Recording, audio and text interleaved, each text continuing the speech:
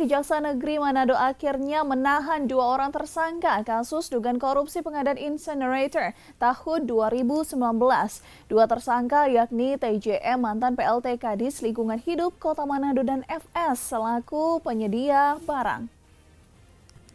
Setelah lama tertunda, Kejaksaan Negeri Manado akhirnya menahan 2 dari 3 tersangka kasus dugaan korupsi pengadaan incinerator tahun 2019 dengan inisial TJM selaku PLT Kadis Lingkungan Hidup Kota Manado tahun 2019 dan seorang lagi berinisial FS selaku penyedia barang.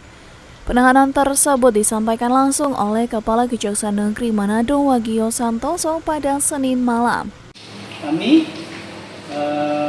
bidang Pitsus Kejaksaan Negeri Manado melakukan proses penahanan terkait dengan penanganan perkara tindak pidana korupsi di Dinas Lingkungan Hidup. Selanjutnya, kedua tersangka kemudian dibawa ke rumah tahanan di Kelurahan Malendeng, Kota Manado.